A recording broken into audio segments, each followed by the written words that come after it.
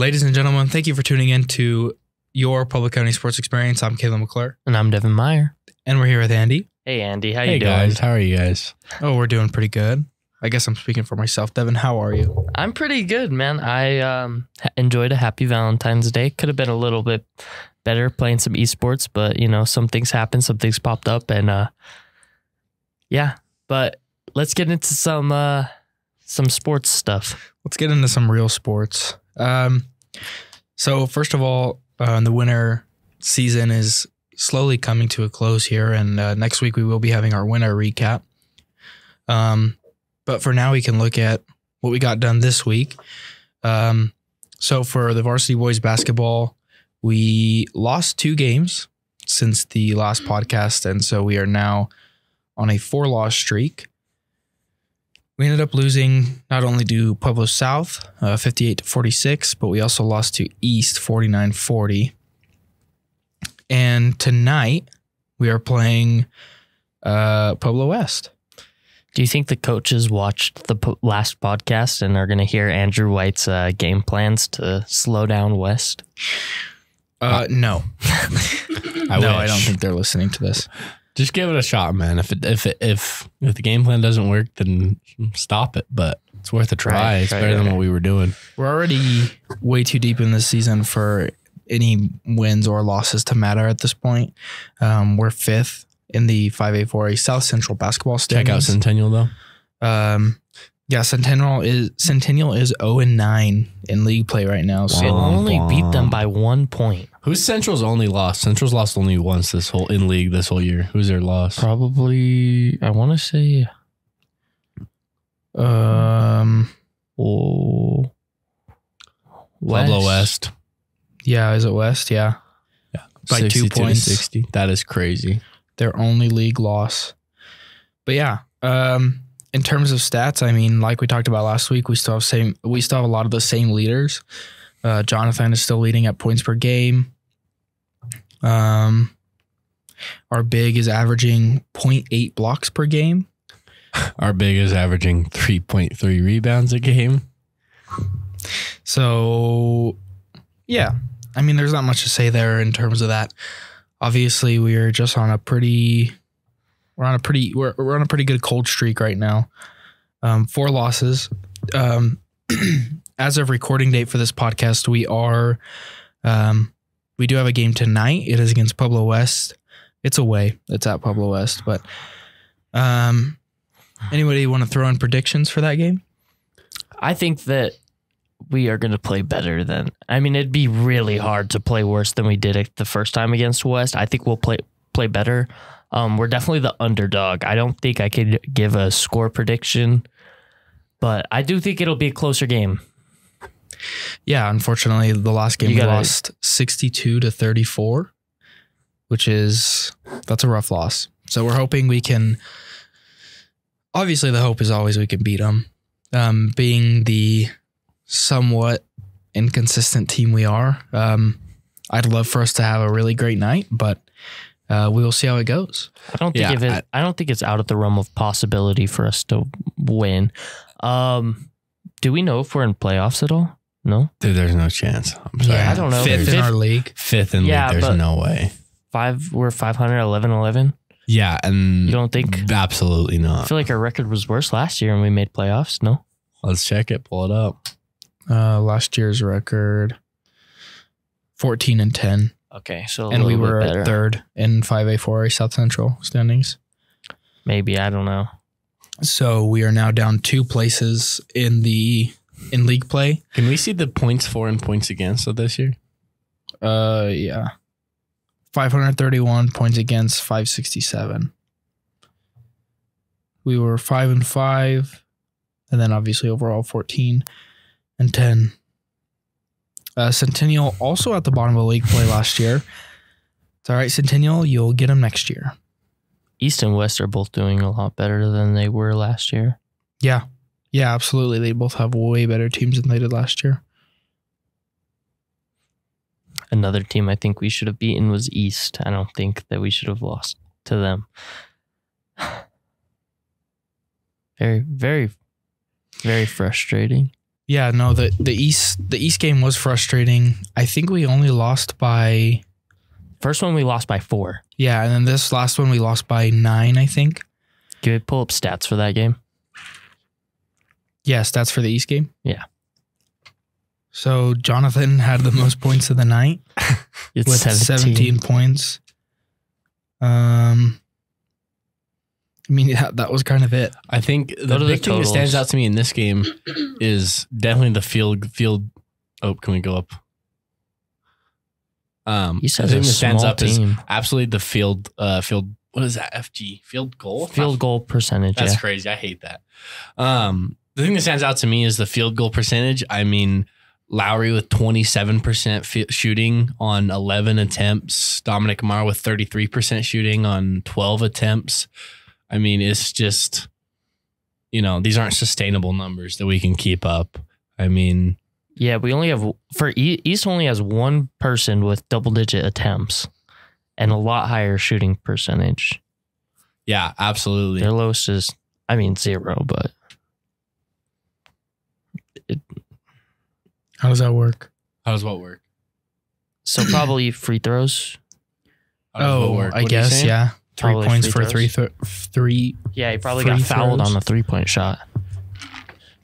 This guy was 100 for the night. Took 3 shots. I mean, obviously, all our rebounds came from Dominic in that game. So Jonathan had 7, no? Did Jonathan have? No. Well, I mean, yeah, 7 totals. 7 total. Dominic had 9. Yeah, this 28 rebounds across a whole game is crazy. I think that's where we're losing most of these games is just in rebounds. we beat East in rebounds. That's crazy. We did beat them in rebounds, Those boys technically. can't rebound either. But I don't know the East's biggest player. Can we see the rebound? Let's see the rebound statistics from the West game. Okay, bro. from the big loss. Let's check out the Central one, actually, because from the last West game. Let's look at rebounds here. We had 21. 41 They had 41.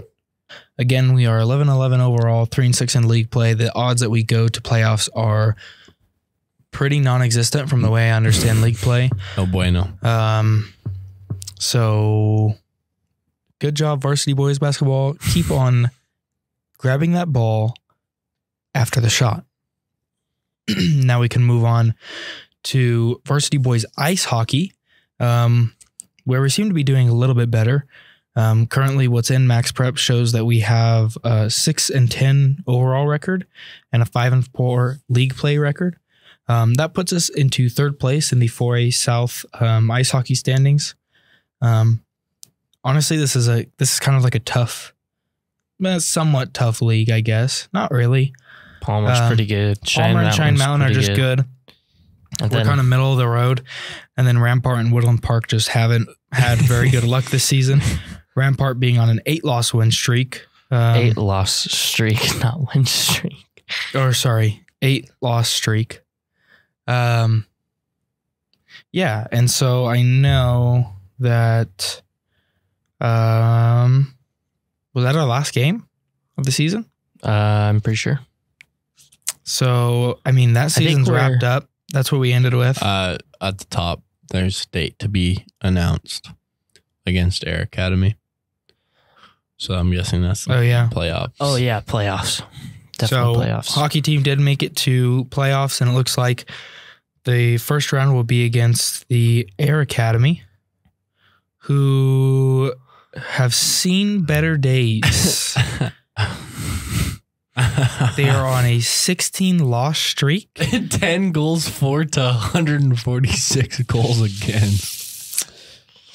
Wow. How do they make it to playoffs, dude? It might not be playoffs, I guess. I think it's playoffs. Is it playoffs? Does everyone make playoffs? It might. I think it. They might. Maybe it's just a score that didn't get reported at the start of the year, maybe? No, because it would have a date. It would have a date.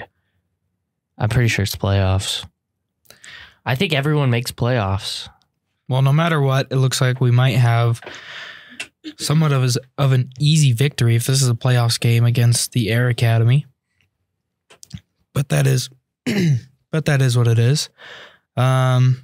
So good job, hockey boys. Keep on shooting that puck into the net. I really wish we had stats for this, by the way, because we can't give out a player of the week for hockey or wrestling without seeing some stats. Oh, we have regional champs for wrestling. We should probably talk about that. Hey, but how about our girls, though?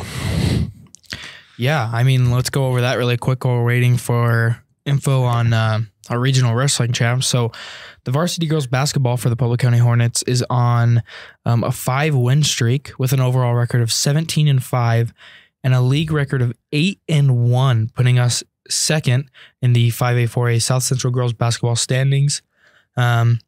Second only to West, who is 9-0 in league play. So that one loss really hurt us there. And we're pretty far ahead of third place, which is East, who's 5-4. So we seem to be having a really good year on the girls' side of basketball. When do we play West again? Because I'm guessing that's our only loss. That is Friday. Home game against West. That's big. If we win that week, probably take the league. Because we'll be 9-1. They'll be 9-1, but we will have a better overall record than them. Oh yeah. I'm guessing our only losses to them. Can we check that? Yeah, let's check that, man. Yeah. Yeah, our only league losses against West, which was a 60-40 game. So, yeah, as long as the varsity girls basketball team wins tomorrow, we will be first place in league, which would be nice. But if we do end up losing, we will stay second in league and we won't drop any position. What are stats looking like for the girls team? Stupnik, Riley is leading in points per game with almost 11 points per game. Riley Stupnik is leading in rebounds per game, 9 rebounds per game. Barrett, take notes. Assists per game, we're looking at Zoe Stupnik with 3 assists per game. Sorry, Stupnik. My apologies. Charlie Kirkland is leading in steals per game with 3 steals per game. I mean, percentages are hard to look at because a lot of the time it'll be like, I know Kyla doesn't ride the bench, but it'll be like someone that rides the bench that just took one shot and made it. 31% from 3 from Shannon Kushner's not bad at all. No, 31% is a solid line for 3-point shots. And those are the twins, right? Yeah, Shayla and Shannon. They both look lead like some in bombers 3-point field goal percentage from deep. Go to the blocks per game.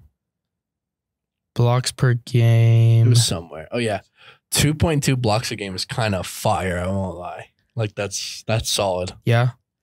Tylee Glenn, averaging a block a game. So I mean, we have some pretty dominant players on the girls basketball side. I have our regional champions, our state qualifiers for wrestling up. At 113, we have Brogan Bartholomew.